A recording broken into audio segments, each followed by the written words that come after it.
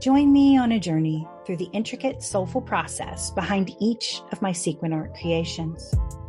My art is more than just a visual experience. It's an energetic practice rooted in deep connection, intention, and the energy of the figures and ideas that inspire me.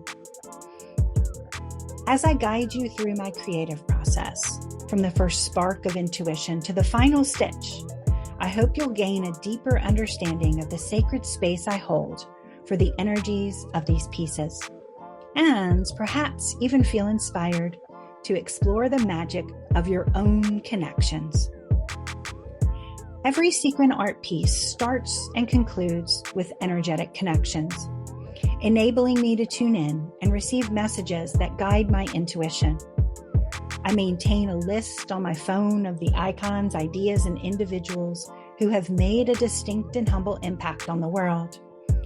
These are energies that have reached out to me in various ways over time. Whenever I sense that initial ping or subtle connection with one of these figures, I add them to my list. This process establishes the foundation for my artistic journey and helps chart the course for what comes next in my creative process. From there, it's all about divine timing. I wait for that deep feeling of compellingness, a calling, if you will, that tells me it's time to engage with their energy in my next piece. Interestingly, I often start sensing the next energy even before I finish the one I'm currently working on. Even with those early feelings, I still take time in between pieces to meditate and really allow the vision to form. It's a process of sitting quietly, letting the energy and inspiration come forward in its own time, and ensuring I'm fully connected to what comes next. What is it that comes next?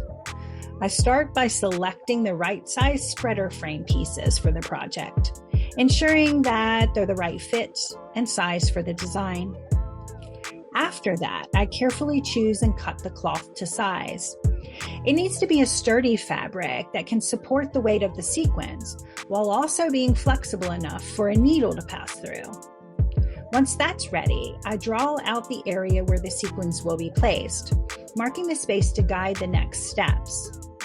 Once I've done all this, I light a white candle at the center of my workspace. This helps to cleanse and clear the materials, creating a calm and focused environment for the work ahead. It's an important part of the process, bringing positive energy into the creation. Once the candle's done its work, I move on to the next stage, sketching the sequin design. I often start with an existing image, aiming to capture a realistic base that will serve as the foundation. From there, I begin crafting what I call flow sections. These guide the sequins how they will be laid out, helping to create paths and patterns that give the final piece a dynamic 3D effect. This stage is key for making sure the design will come to life in a visually captivating way. Next comes what might seem like the hardest part to me, choosing the shape, size, and color of the sequins that will bring the design to life. Unlike painting, where blending two colors can easily add depth, with sequins you're limited to the colors available. This often means spending hours searching online for the perfect match and trusting that the image on your screen accurately reflects the true color.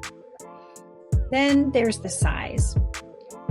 Sequins range from extremely tiny, like size 2, about the size of a pinhead, all the way up to large sizes, like size 30 top hole sequins that are about the size of a quarter. After that, I need to decide between cupped or flat sequins, depending on the texture and look I'm aiming for. I also might choose to incorporate different shaped sequins, seed beads, back stitching, or even additional elements like beadwork, embroidery, or special touches like jewelry or cloth. Each decision shapes my final piece, and all of these choices work together to give the design its character and depth. Another challenging aspect of my decision-making process is figuring out exactly how many of each sequin I might need. It's important not to leave this to chance, as even the same color sequin can vary slightly between different production lots. Those small differences can really stand out in my piece. Then there's the matter of choosing the right needle. A needle that's too large or too small might not work well with my chosen cloth, sequins, or beads. Finally, thread selection is another hurdle. While there are countless thread colors available, finding one that perfectly matches my sequins can become tricky, adding yet another layer of precision to the process. Another thing to keep in mind is that I rely heavily on my intuition throughout the entire process. There have been times when I'm mid-piece and realize the color I initially chose for one of the sections just isn't right. Most of the time I get a strong sense before making the first stitch in that section, but it does mean going back through the selection process again. On rare occasions, I've had to remove sequins and redo a color choice, and that's definitely one of the least enjoyable parts of the process. Then, finally, I'm ready to sequin.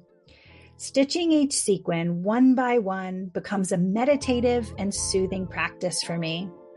During this time, I focus on either the person I'm stitching, tuning into their energy and what they've brought to the world, or an overall energy I want the piece to hold, or both.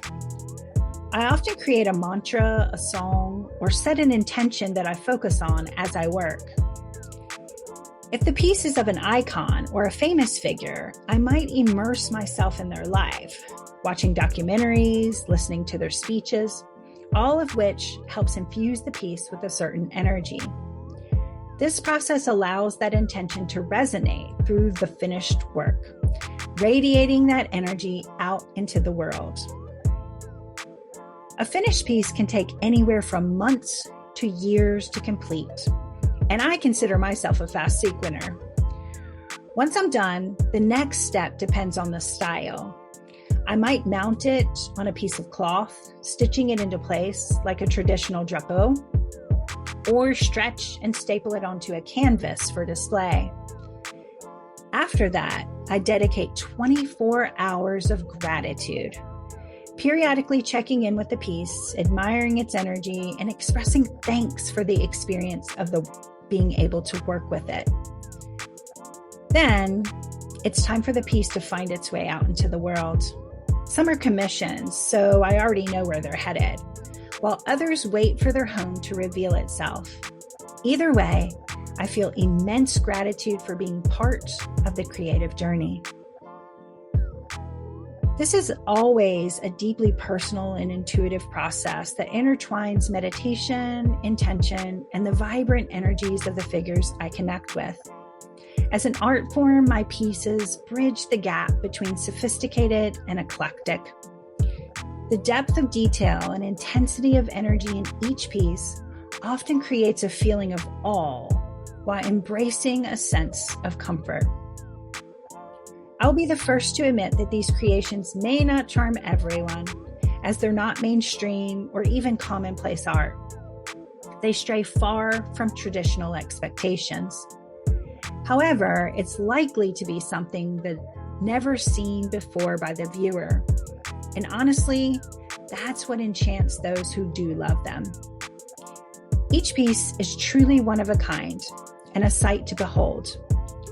As I share these creations with the world, I hope they resonate with you and inspire you to find beauty in the connections we all share. Thank you for joining me on this journey, and I look forward to creating more magic we can share.